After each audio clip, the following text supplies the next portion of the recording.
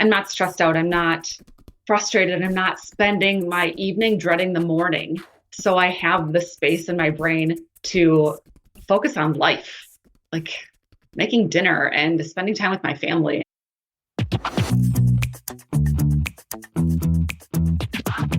This is the Happen to Your Career podcast with Scott Anthony Barlow.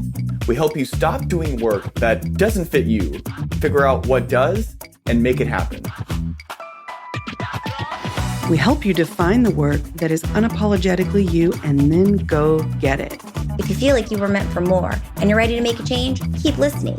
Here's Scott. Here's Scott. Here's Scott. Maybe it sounds obvious, but making an intentional career change to work that fits you will change your entire life. Now, when I say intentional career change, I mean a change where we're optimizing for life fulfillment, inclusive of work. This means it's not just about finding out what's wrong with your current job, honing in on that one thing, and then finding a new job. It's about completely shifting how you think about work and ensuring that it aligns with the life that you want to be living. Taking the time to make this drastic shift can change your stress level, it can improve your mood, give you energy, can make you happier overall on any given moment. It also tends to take longer than your typical job change. The question becomes, is it worth it for that extra time and energy spent? Well, you get to decide, but here's what Cheri thought. I'm just a happier person. I'm a better partner. I'm a better parent. I'm a better friend because I'm happier. That's Cheri Tome, and this is what we like to call a Where Are They Now episode. Cheri began working with us back in 2020 when she was desperately trying to escape a job that was making her miserable and negatively affecting her entire life. And if you haven't already, you can listen to the first parts of her story in our last two podcast episodes, which are episodes 570 and 571. And I would encourage you to go back and take a listen to those if you haven't already. That way you can get the full picture here. But after really digging into her strengths and defining her must-haves in her ideal career profile, Cheri did a great job of figuring out what she wanted and then finding organizations and roles that fit her. Ultimately, she landed a job that she loves, and then she got a promotion after less than a year. Pretty cool, right? It's now been 3 years since she made her intentional career change, and we invited her back on the podcast to reflect on these changes and see how her life has been since then. In our conversation, you're going to hear how she still uses, to this day, what she learned about herself and her strengths to continually tweak her definition of ideal and grow her career. So let's jump into this conversation, but here's Cheri discussing how her role has progressed since she started. So I started as a product owner. I had been a business analyst for many years prior to that and knew I wanted to take a role that was had a little bit more responsibility. I loved being a business analyst. I wasn't entirely sure that was where I should be at that point, but I wanted something with more responsibility. So I did product owner certification. I did Scrum Master certification, and I took this job as a product owner. And what that meant to me is that I was responsible for the business analysis, which I loved doing, but also that I got to participate in some of the decision making. So I would help guide our customers to making the right decisions for what they needed. I was there for about a year and loved my job, loved my team, loved the people I worked with, loved what I was doing. Everything about it was fantastic. Not to say that it didn't have its pains, but overall was super happy there. And then it was a little before I was there for a year that my boss offered me a promotion, and I did not immediately take it. I was like, are you sure? And I spent about a week thinking about it. I talked with you. I talked with lots of people. I spent time figuring out if it aligned with what I wanted, because I honestly wasn't sure. And I didn't want to step away from this job that I loved and that I was really good at and to do something that I didn't love and I wasn't good at. And I talked it over with my boss and I told her my concerns. I was like, okay, I want to do this, but I don't want to be not good at my job. And she was so fantastic. She's like, well, what we can do is we could start interviews. And if you like the people that would be your boss, we can go that route. If you don't, you can change your mind later and we can hire a new product owner. So she just gave me some options and I ultimately decided to take it. And I'm still really happy. It's been 2 years. I lead a team of product owners and data analysts, and it's been a huge learning curve. Strengths get in the way a lot, but it's been great. So let me ask you about that time 2 years ago then. So obviously you and I got to meet at that time period. And from what I remember of our conversation, you had already started going back through your ideal career profile and then trying to basically check the boxes, for lack of a better phrase, and determine what lines up, what potentially doesn't line up. And then we had a conversation about what could line up even better than you imagine. What do you remember about that time period? What was your focus on?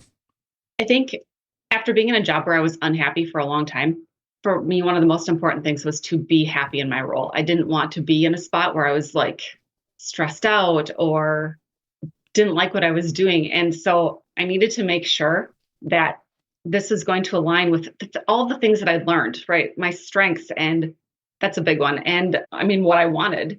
And, I reviewed the job description. I talked with my boss. I talked with lots of people to kind of gauge if they thought it was going to be the right fit for me, which I know seems strange, but sometimes people have a different perspective of you than you do of yourself. Certainly. And I just needed to make sure it was going to be the right fit for me because I didn't want to end up in a spot where I wasn't happy. Do you remember any of the pieces where you were not entirely sure about? Like as you were going through your ICP or you're having those conversations with friends or other people that knew you, what were some of the pieces that popped up that seemed questionable at the time? My biggest concern was I'm very blunt and direct. And I was really concerned about having the tough conversations with people. And it's still a concern every time I have a tough conversation with someone. But what you told me was make sure you're being helpful. And that has been so impactful to me because that's what I do in every conversation I have. I just try to make sure I'm being helpful. So people appreciate, straightforwardness. I don't know that they always appreciate quite how blunt I am, but I do my best to make sure that I'm helpful. When we were going through and we were having that conversation, I also remember one of the things that you had mentioned to me was you had a concern about how am I going to learn this? But not just around the communication pieces for making sure that your version of direct and blunt is also helpful at the same time. Yeah. But in some other areas too, as you're transitioning from one role to another, and you recognized, I think rightfully so, that there was going to be a learning curve associated with it. And you didn't want the expense of that learning curve to drain out the enjoyment that you had grown accustomed to, it sounded like. Yeah. So I guess my question is, how did you go about addressing that learning curve? I'm still learning. I think my boss is phenomenal and has been like a true mentor and has guided me in all of the things. I still make mistakes. I am accountable for making mistakes, for the mistakes I make. I read a lot. I reach out to people to get their take before, if I've done something that I'm a little bit unsure of, I ask for feedback. Like, was that okay? Was that not okay? What could I have done differently? It's a process. I continue to learn every day. Okay, so here's a totally different question. You've done a lot of work digging into your strengths when you went through that initial career change. How have you found that you used that knowledge of yourself and your strengths as you've grown your career and ultimately what your version of ideal looks like? All the time, every day. Achiever is one of my strengths. It's probably my top one.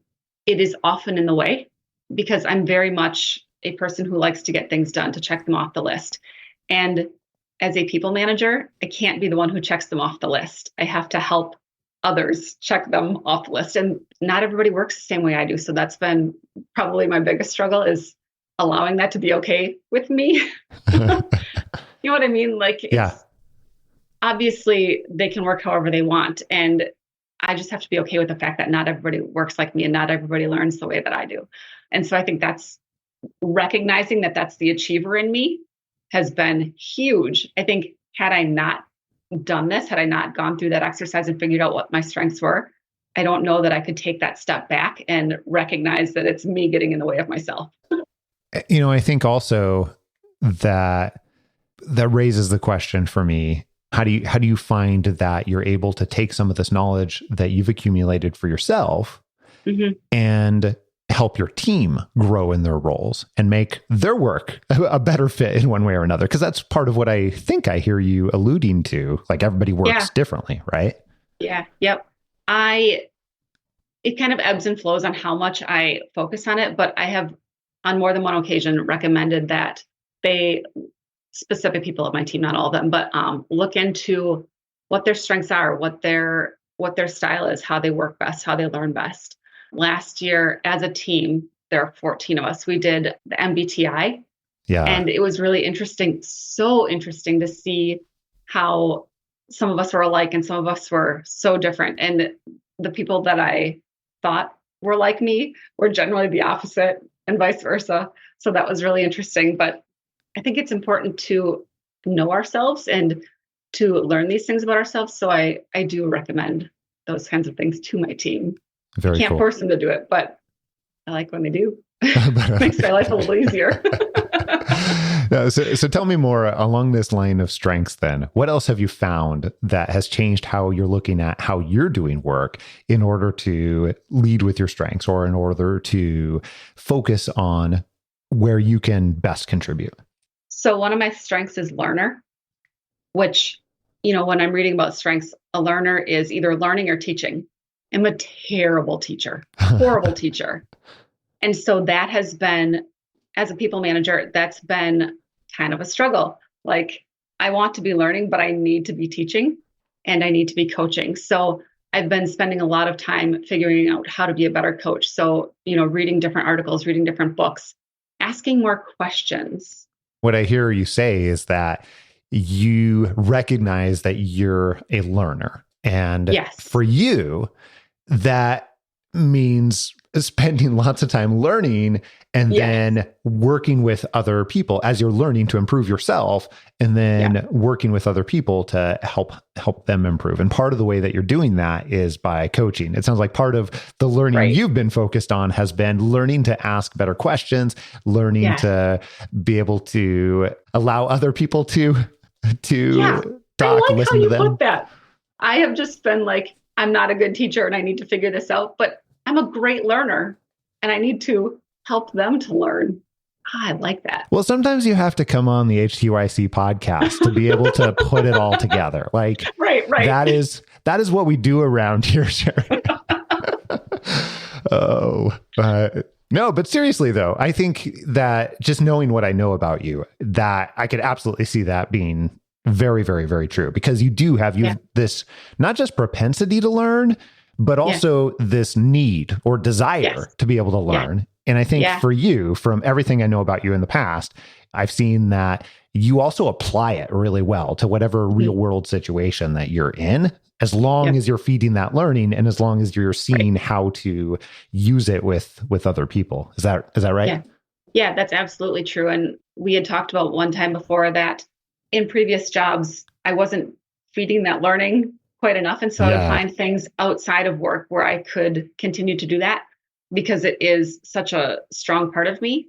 And here in this new role, I've spent, every day I'm still learning stuff. So keep it at work, keep my learning at work. Well, that's fun that you get to roll that into something that you get to contribute for in that way. And then certainly get compensated for too. And that's not right for everybody, but it sounds like it has been for this period of time for you. Right. And I love learning about myself and how the brain works and different things like that. So I think it's been fun for me too. It's not just been valuable to me and my team, but I think it's also been fun for me. Yeah, that's cool. So tell me a little bit about, like, as you reflect on the last 2 years, these couple of changes, what do you feel like you've learned about what creates a more fulfilling career for yourself? It's a really good question. I think the autonomy and the mastery that you mentioned, that, like, I know that's just human nature, but I think that has been so important to me, to be able to really have ownership of something and be really good at it. If I'm not good at something, I'm generally not happy doing it. So I think that was my biggest struggle. I think when I decided whether or not I wanted to take this job was, if I'm not going to be good at it, I'm not going to be happy. And I needed to be happy because I was so happy in my previous role. And then continuing to be able to do things that allow me to grow as a person. So, the learner we just talked about. And then every day, even outside of that, I learned something new about the platform that we work on, of the business that we work with, or the people that I work with. And I think that's really fun for me too. Here's a kind of crazy question for you, but I'm curious. 3 years ago, you made your initial career change. Well, you'd made changes before. However, let's call it the first intentional career change, shall we? I like it, yeah. And with that intentional career change, that was very different from what you were experiencing, just a little bit longer than 3 years ago. How is life different now compared to when you were in that last job before your intentional career change 3 years ago?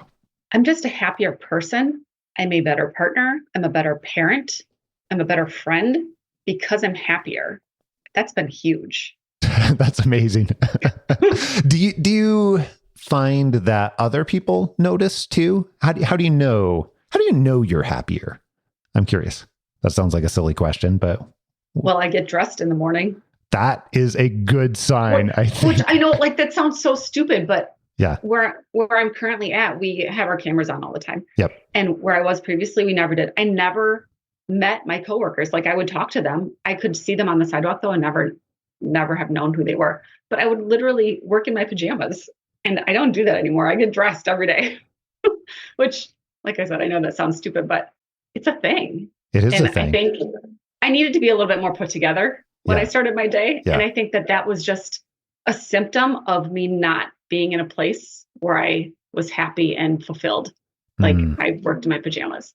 That's interesting. So for you, getting dressed and getting whatever your version of ready for the day was a sign that you felt that it was worthwhile or worth your while. And versus previously, you just roll in your pajamas because it was not a great experience for you, is what I'm hearing. So, yeah. And I'm much calmer. How does that show up? How does that show up in your life? Yes. I have a teenager. I don't yell nearly as much as I used to. And granted, that's something I've also been working on very intentionally, but I'm 100% a yeller. And I think just being in a role where I'm truly happy that's one less thing that I'm stressed about and one less thing that I need to yell about. That's really cool. Actually, that is amazing. And also, I would imagine that being able to be in a role that you are feeling much better about probably gives you more of the headspace then to focus on, like I heard you say a moment ago, that's something I've been working on intentionally, but that probably gives you the headspace to work on that as well. Right. I'm not stressed out. I'm not frustrated. I'm not spending my evening dreading the morning. So I have the space in my brain to focus on life, making dinner and spending time with my family and, whatever those things are. That's really cool. It's really amazing to me how distress, particularly, not necessarily eustress, because there's multiple types of stress. Eustress is often known as the good stress, and distress, the bad stress. That's not exclusively true. However, for the purposes of our conversation, distress for long periods of time, it's funny how it just zaps or dissolves all other energy. Yeah. It's crazy. Yep. All of it. Well, here's a totally different question for you. I think that something I am curious about also is one of the cool things when we get to have somebody come on after a couple of years of experience and time lapse in between is that often having that initial intentional career change changes how they do other things, not just in work, but also in life. So I'm curious what else might have changed along the way for you. And then also I'm curious what advice you might have for someone else who is wanting to make way back, think 3 years ago, somebody who's in that situation where they're thinking about an intentional career change. So let's do those one at a time. First, where else have you seen your life change because of that intentional career change? My husband is wanting to make a shift. He's been doing the same thing for a very long time with different employers, but the same general thing. Yeah. He's been wanting to make a shift. And I'm going to use the word harp, but I talk to him all the time about how he needs to put in the work and he needs to figure out what he wants to do. And he needs to, I don't tell him to do an ideal career profile, but I tell him like the basics. You need to figure out what your ideal day looks like. How do you want to wake up? What do you want to wear to work? What do you want the setting to look like? Trying to make him focus or kind of reframe his thoughts, because he and I have talked and he's not a dreamer. And I think you and I have talked about that too. Like I was never a dreamer. I never thought about what I wanted this kind of like abstract thing to look like. So I think having gone through this program, I have gained little bits that I try to help other people with if they're wanting to make a shift in one way or another. And it doesn't even necessarily need to be a career. It could be they want to even growth at work. What does that look like for you? What do you want to be doing? So one of my team members and I have been having a conversation about what she wants her future to look like. And so, I'm like, well, what does that look like for you? What's your ideal? What do you need to have to make that happen? And then once we had that, like, it basically gives me an outline of where I can help her grow so that she can get to where she wants to be. That is really cool. That's going to be my really answer. Awesome, actually. Here's the reason I love that, because have you and I talked about our secret mission before at all? No. Have we had that conversation? Would you like to know the secret mission? I actually don't have to, if I tell you, I don't have to, nothing has to happen after that. Yeah. No, seriously though, our secret mission is to be able to work with enough people that are in positions or grow to be in positions that they have the authority or influence that they can then help the organizations and certainly the people in the organizations be able to get to their own personal version of fit too. Because the reality is we're not going to work with every single person in the world. And if we really want to make an impact in the way that we do, then there has to be a ripple effect. So thank you, by the way, for honoring the secret mission. You're now inducted in. Yes. You were doing it without even knowing it. Way to go. It was. No, seriously though, that's a big deal. I think it's really cool for you to be able to, one, do this for yourself and then start to apply that learning, which is what you do anyway. We already established that earlier. You can't help but do that. Take that learning, those things that you've done for yourself, and be able to help use it become applicable for other people. And I would guess that that is probably incredibly valuable to the people that you get to work with in one way or another. It may not always feel comfortable being like, but that doesn't mean it's not incredibly valuable. That's pretty awesome. And it's one of my favorite things to do, which I just realized right now, is to impart part of what I learned on other people. Like if I've taken even snippets of something away from something, I like being able to pass that along so that other people can have that knowledge. When I started teaching yoga, that was why I did it, so that I could offer it to other people for free who I felt like needed to have 10 minutes of yoga in their day. When did you start teaching yoga? In 2016, it was one of the things that I needed to do when I needed something to learn. I guess this was one of the outside of work things that you were searching for. That's cool. Yeah. Very good. And I worked with all of these people who, we sat at a desk like this all the time. So, and I wanted to be able to do yoga for free with these people. I didn't want them to have to pay for it. And so I did yoga teacher training, and then I started teaching at work, and people could take the class for free because I wanted to be able to give them that. Yeah, that is really awesome. And now, years later, you're noticing the pattern that that's a thing for you, and that's important for you. This is a good conversation we have. I do take things away from this. Oh my goodness. You heard it here first. So totally different question then. what advice would you give to other people who are in that place now that you're 3 years removed from an intentional career change and you've been able to continue to build on what you have learned through that initial career change, and now you're into what we would call refinement of your career? Mm-hmm. What advice would you give to people who are way back and just thinking about making a change for the first time? My advice is the same as it was when I first did this. Know what you're running towards and make sure you're running towards something and not away. That was advice that was given to me years ago by a friend, and it has stuck with me. And it's been such a driving factor in a lot of the things that I've done. Basically, have a goal, know what direction you're headed, because otherwise you're just driving around aimlessly going nowhere. I love it. Do you have anything else that we didn't already cover? The last time we talked, I had mentioned, so one of the questions that you had asked me was, what happened when things got hard? Because they absolutely did. And I told you about a conversation that I'd had with someone. I don't even remember who it was. It was someone who was going through happened to your career. And we were talking on LinkedIn one day, and I was venting about this job that I had applied for, and everything seemed great. And I was on like the third interview, and they're like, oh, wait, this job is not remote. And it was hours away from here. So it's not something I was going to do. And I was so upset about it because it was the one, I felt like. And he told me these things have a way of self-filtering. And that, like, my attitude was crap then. And those few little words made such a huge impact into my attitude about the whole thing. And that's what helped me to kind of trudge along to end up where I'm at now. But that was the other thing I had in my notes. What were those few little words? These things have a way of self-filtering. These things have a way of self-filtering. Mm-hmm. They do. So, I agree. Strangely. Yeah, absolutely. Like, there was a reason that one didn't work out, and it was because it wasn't the right one for me for one reason or another.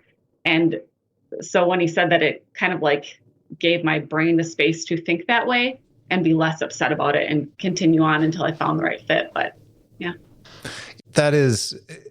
I've thought a lot about this over the years for that type of advice, because if some people believe in fate or that things happen for a reason. Yeah. And for a long time, I was sort of back and forth. I'm like, I don't know if I believe in fate or not. However, here's what I've realized is that the psychological impacts of choosing to believe things happen for a reason far outweighs whether or not you're actually right about whether or not they happen for a reason or not. So I'm just going to go with what serves me really well. You could be, what did you say earlier? When that initially happened, you were, I don't know, less than excited. I can't remember what word that you used. I had a crappy attitude. You had a crappy attitude. Yeah. So you could continue to have a crappy attitude. Yeah. Or you could choose to believe that it happened for a reason. Right. And it led me to the path that I am now on, which is I'm very happy with. So very cool. Okay. If you think about career refinement as opposed to career change, so the continuous act of refining and reestablishing your ideals, what you want, and then also your minimums, which also have a tendency to have your expectations increase in both areas once you've done something as difficult as an intentional career change. So my question is, for people who are in the place where they want to continue to refine their career, what advice would you give that person? I have this Post-it note on my desk that says, we can honor who we are as people and still push ourselves. And I think that has been, I read it every day. And I think acknowledging who I am, what my strengths are, what my weaknesses are, who I want to be, but still kind of pushing on some of those weaknesses, anti-strengths, has been a big thing for me. It has helped me to grow in my role. It has helped me to grow as a person. It's helped me to be a better version of myself. So I think finding something that is meaningful to you, maybe. So this little statement, for whatever reason, is just meaningful to me, and it kind of helps me to find the trajectory I want to be on. That's fun. I love that one too. Earlier you were talking about how it was really important to you, since you were already in a role that you were excited about and you loved, to not just make a change because it was right in front of you, or it was available to you, or people were asking. And so I know part of the goal was just to continue to move into a role that you loved. What did you find? Were there areas that were even better than what you could have imagined? Or what ended up happening there? I think that there are areas that are better, and then there are areas that are worse. Yeah. So this has been a little bit of a push for me because it's definitely outside of my comfort zone, or it was outside of my comfort zone. It's a little better now. But, we talked about having those tough conversations. That's been a real challenge for me. Because I'm very blunt, and I'm not in the weeds anymore, where I love being. And so that's been a little bit of a challenge, but I love that I get to continue to grow and I get to help other people grow. Love that. And I don't think I necessarily expected that when I was deciding whether or not I was going to take the job. That's not really something that I factored in, is that's what I got to do. And I love that part of it. And just as a side note, I have told you this so many times, I am so grateful that I went through this, because it's just changed who I am as a person. It's given me more confidence that I am making the right decisions for myself and being able to help others make the right decisions for them. So I'm just so grateful.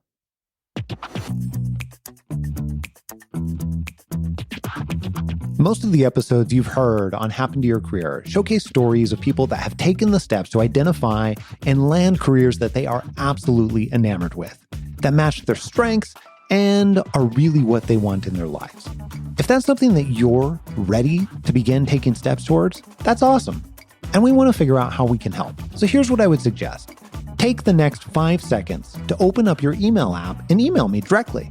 I'm going to give you my personal email address, scott@happentoyourcareer.com. Just email me and put conversation in the subject line. And when you do that, I'll introduce you to someone on our team who can have a super informal conversation with, and we'll figure out the very best type of help for you, whatever that looks like, and the very best way that we can support you to make it happen.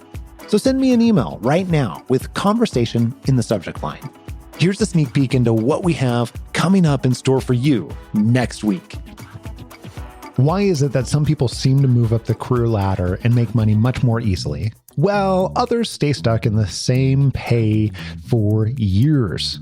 Well, here's a little secret. It's not about working harder, as it turns out. It has a lot more to do with clear communication and knowing how to ask for what your work is worth to the organization, your boss, and the other people who have a vested interest. In this episode, we'll cover the most valuable ways to use 15 minutes a week with your boss, a story of how Justin got a 20% increase in pay when only asking for 12, and then how a minimum wage job making takeout pizza changed my life completely. We'll also share some strategies to help you get your own raise in compensation with your company. All that and plenty more next week right here on Happen to Your Career. Make sure that you don't miss it. And if you haven't already, click subscribe on your podcast player so that you can download this podcast in your sleep and you get it automatically, even the bonus episodes, every single week, sometimes multiple times a week. Until next week, adios. I'm out.